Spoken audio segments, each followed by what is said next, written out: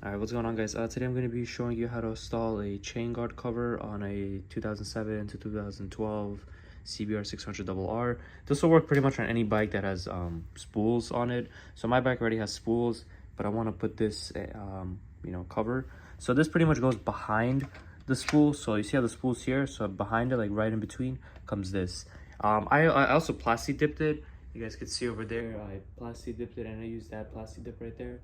The beauty of a plastic dip is that you could peel it off. I also plastic dipped my my sprocket cover, and I plastic dipped the other side of my bike. I don't know what this is called, but you see how over here this is more of like a grain type of texture.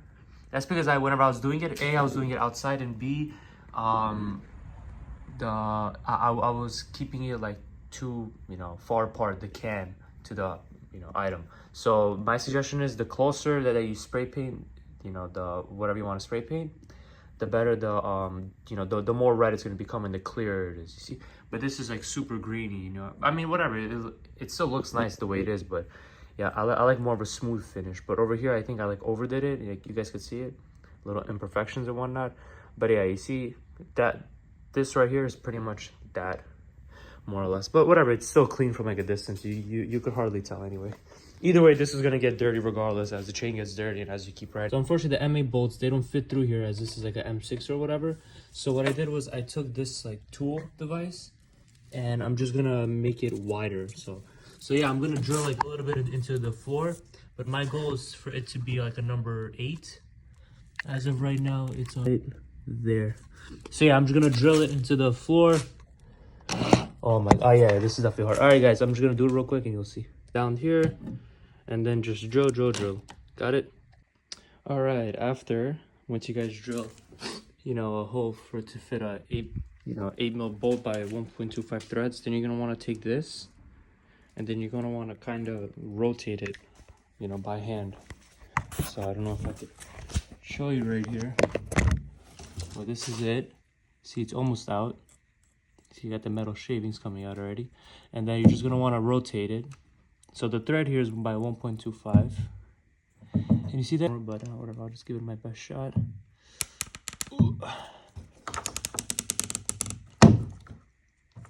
I think I'm done. I wouldn't use the power drill to unscrew it, just do it by hand, because once you already made the threads. All right, so this right here is the 1.25 thread top. Here's the final result. Not bad for government's work, All right, let's give it the ultimate test. I'll show you guys. Now, you see, it just goes right in smoothly. No need for extra pressure, no need for anything. See, I can even do it with one finger. Just gonna make. All right, just to update, I made both the holes big. So on the left side and the right side, I made them M8 by 1.25 threads, just so that it could be perfectly like the same bolt I could use. Bolt right here.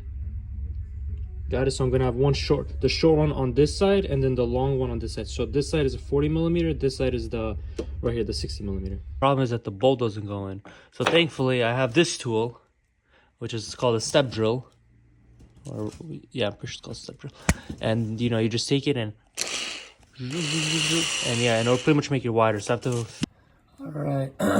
Once that's done, you're gonna want to also make this 8mm. All right. So right here are some of the rubber shavings. The bolt goes right in, and it's actually like a pretty tight fit, thankfully. Yeah. So this is it. Can't wait to install. Why is it not focusing? There we go. All right, folks. So this is what I did pretty much. Spool, spacer, guard. And behind it, so right here behind it, you put I don't know if you guys can see, but put this right here behind it, so that as you screw the bolt in, it'll screw into this hole as well, which is like on the other side of the spool, or the swing arm, sorry. And after that, this bolt will connect into the second one. Got it? So this will go behind it. While you screw this in, it'll come out the other side, and after that you'll just screw that into here. Also, these spools come with a spacer, and with this spacer just so happens to be a perfect fit right in between there. So that's what I'm gonna do. I'm gonna take out this bolt right now, put the spacer just so it could be a nice tighter fit. And hopefully you guys will see the final results soon. These spools I got from Amazon, right? These are the MZ whatever. This 40 millimeter bolt will screw into the right side of the aluminum piece, whatever it's called. So again, this goes behind it. And this is it. So all I'm gonna do right now is just, you know, screw it right in. Got it? All right, folks, right here is the final product. So you guys can see, this is how I did it.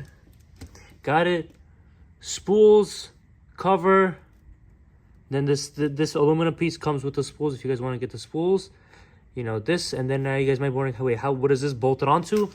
On the other side, you guys, it's right there. That bolt comes right here. That's the bolt for the spools, and on the other side is the bolt for the, you know, just the regular bolt, if that makes any sense. Just like that. As you guys can see, there you go.